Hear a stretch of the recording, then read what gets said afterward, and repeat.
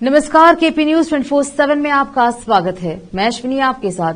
आइए एक नजर डालते हैं अब तक के मुख्य समाचारों पर। कावेरी जल विवाद 3000 क्यूसेक पानी छोड़ने के प्रस्ताव को देंगे सुप्रीम कोर्ट में चुनौती, बोले मुख्यमंत्री सिद्धरामैया।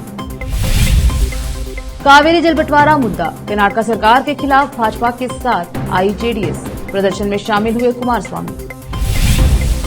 कोई भी इस्तीफा नहीं दे रहा, मुस्लिम नेताओं के जेडीएस छोड़ने की खबरों पर बोले एचडी कुमारस्वामी। मुंबई में छेड़छाड़ के आरोपी को गिरफ्तार करने पहुंची पुलिस पर हमला, कांस्टेबल को पत्थर लाते मारकर किया घायल। देश का भार उठाने वालों के कंधे मजबूरियों से झुके, गोलियों की हालत पर बोले राहुल गांधी। मोहाली की पेंट फैक्ट्री में भीषण आग, कई फायर ब्रिगेड मौके पर, 5 घायल।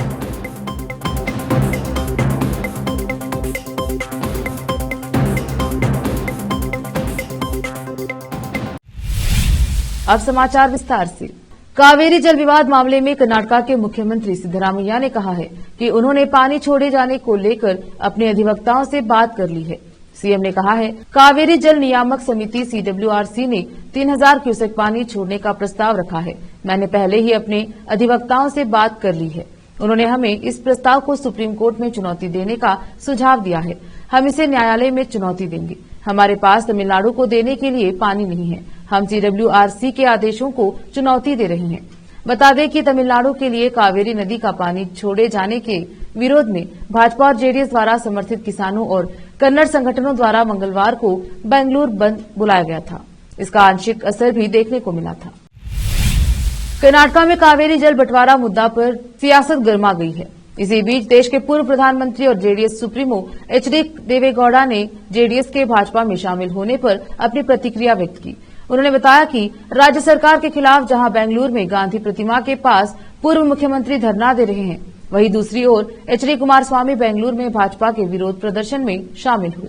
पूर्व पीएम ने मीडिया से बात करते हुए बताया कि वह अब तक पीएम मोदी और गृह मंत्री से मिले हैं। उन्होंने कहा, मैं पिछले 10 सालों में पहली बार गृह मंत्री अमित शाह से चर्चा की। मैं अब तक पीएम मोदी से नहीं मिला हूं। मैंने कर्नाटक की मौजूदा स्थिति के बारे में गृह मंत्री को बताया।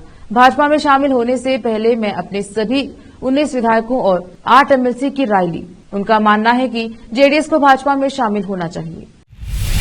कर्नाटक विधानसभा चुनाव में हार के बाद भारतीय जनता पार्टी और जनता दल सेक्युलर जेडीएस ने अगले साल 2024 में होने वाले लोकसभा चुनाव को साथ में लड़ने का फैसला किया है। कुछ दिन पहले जेडीएस ने औपचारिक रूप से राष्ट्रीय जनतांत्रिक गठबंधन एनडीए में शामिल होने की घोषणा की। इस गठबंधन के बाद जेडीएस में अंदरूनी कलह मचनी शुरू हो गई। दरअसल पार्टी के अल्पसंख्यक नेताओं ने बीजेपी से गठबंधन के फैसले के बाद अपने आगे के भविष्य पर चर्चा करने के लिए बीते रविवार को एक बैठक की। इस बैठक में पार्टी नेताओं ने एनडीए में शामिल होने के फैसले पर असंतोष व्यक्त किया।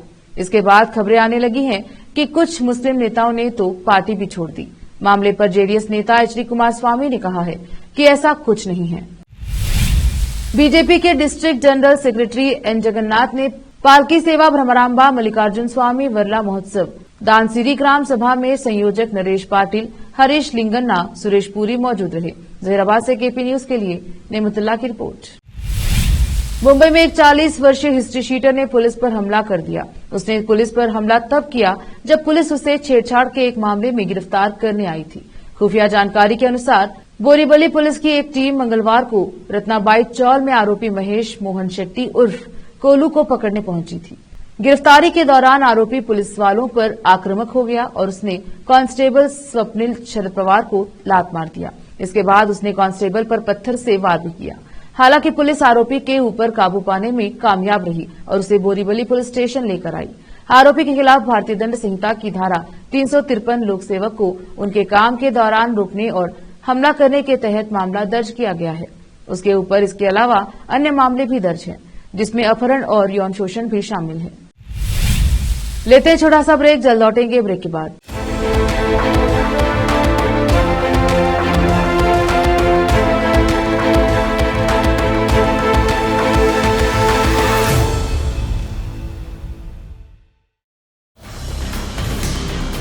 हिंदुस्तान के हर कोने में हम हैं मौजूद। 24 घंटे हालात पर गहरी नजर, खबरों से जुड़े चुपते सवालात, और आपको दिखाता है धार्मिक, सामाजिक, राजनीतिक, लोकल और इंटरनेशनल न्यूज की सबसे बेहतर कवरेज, जो आपको रखती है हर पल बाखबर। देश और दुनिया भर की खबर के लिए देखते रहें KP news 24/7। Noor education trust Bidar की ओर से चलाए जाने वाला Noor MEd and BEd college Bidar, recognised by NCTE Delhi and affiliated to Gulbarga University, Gulbarga. Admission are open for the academic year 2022-23. विशेषज्ञ और सक्षम शिक्षकों द्वारा शिक्षा प्राप्त करने के लिए नूर एमएड एंड बीएड कॉलेज में दाखिला लें और शांत वातावरण में शिक्षा प्राप्त करें। बीदर शहर में बेहतर शिक्षा का एकमात्र केंद्र Noor MEd and BEd college, Shahpur gate, Bidar. Phone numbers 9945283920, 8482221297।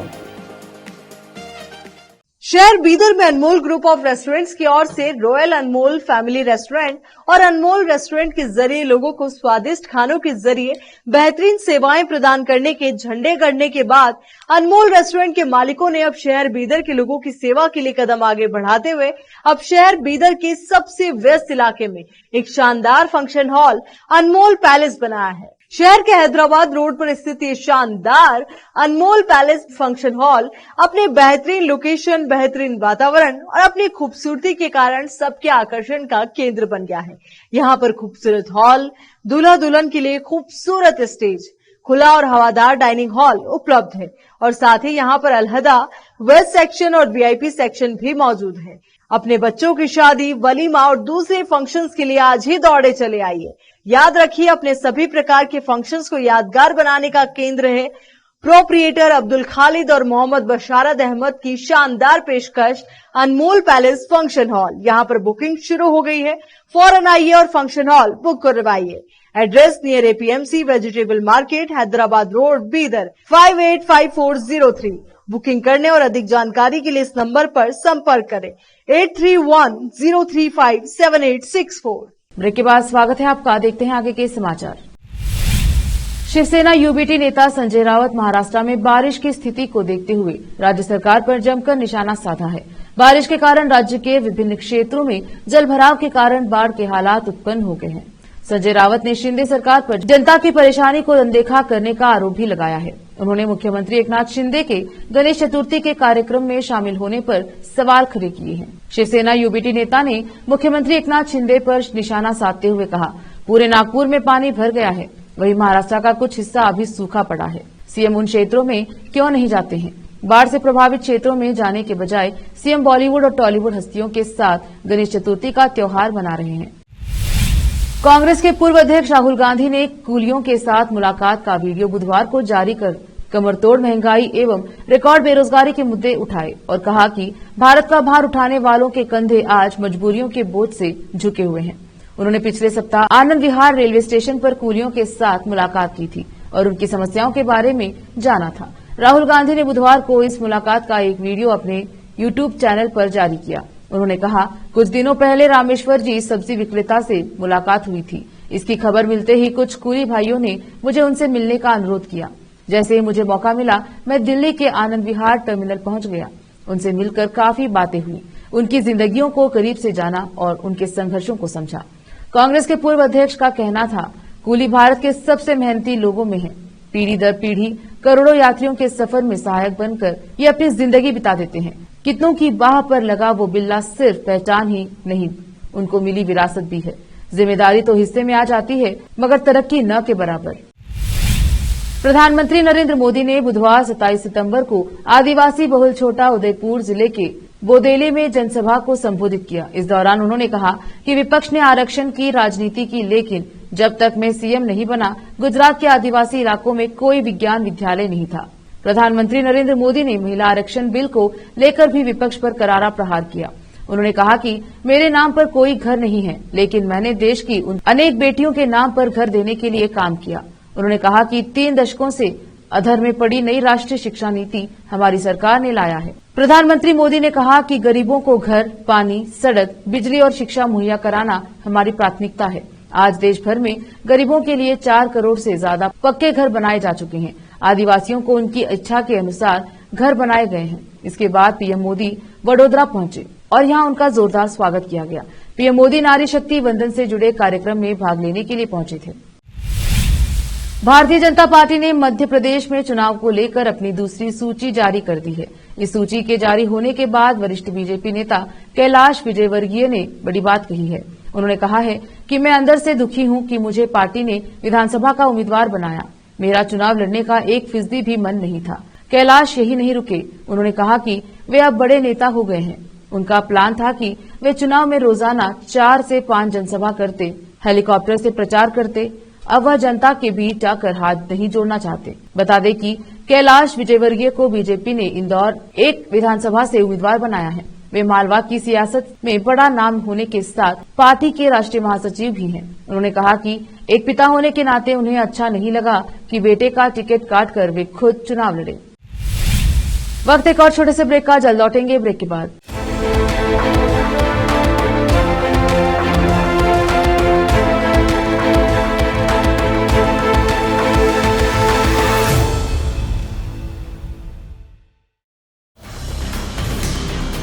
Hindustan के हर कोने में हम हैं मौजूद।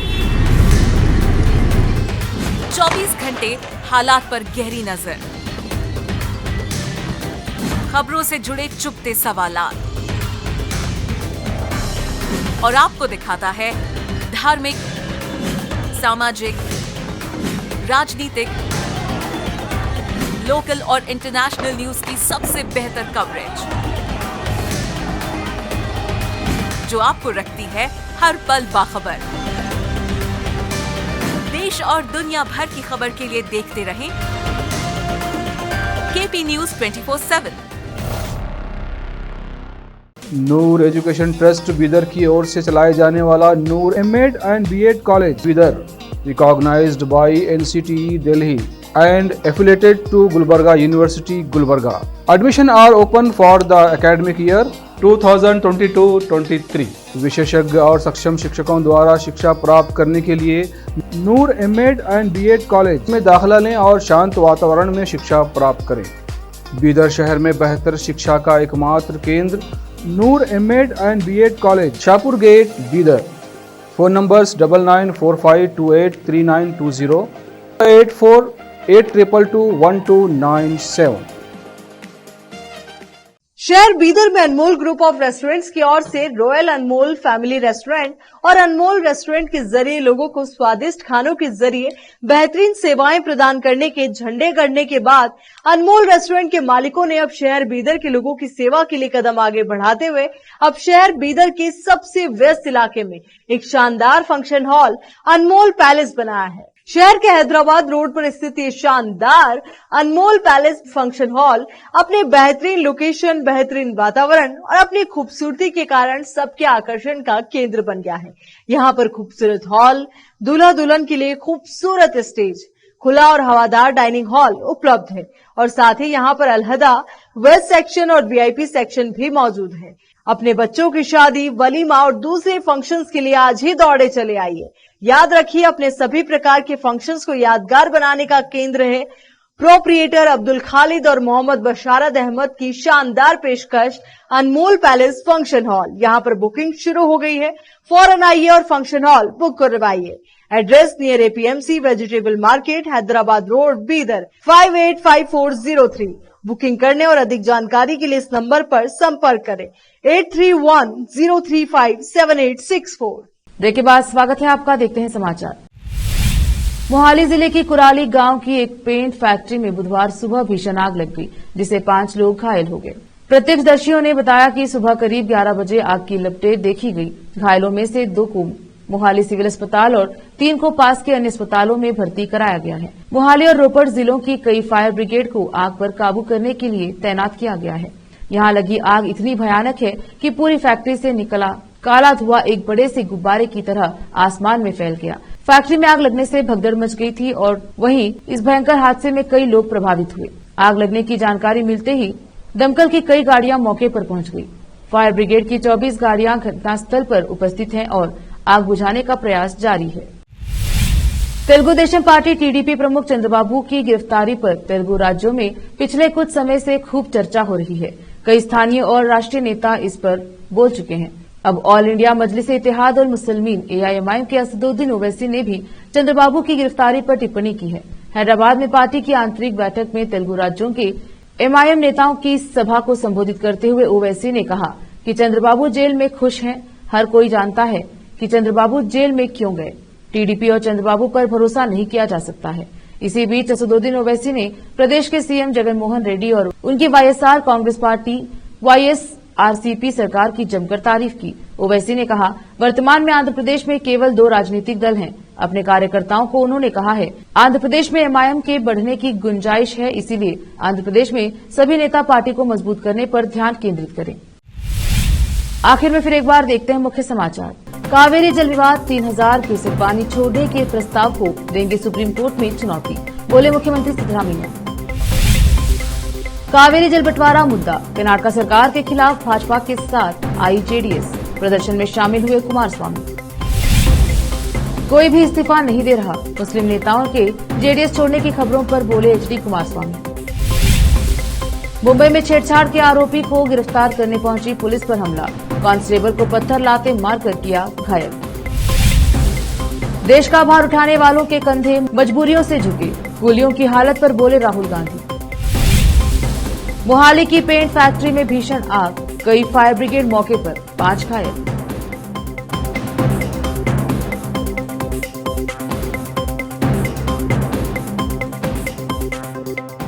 केपी न्यूज में अब तक के लिए इतना ही। देखते रहिए केपी न्यूज 24/7। धन्यवाद।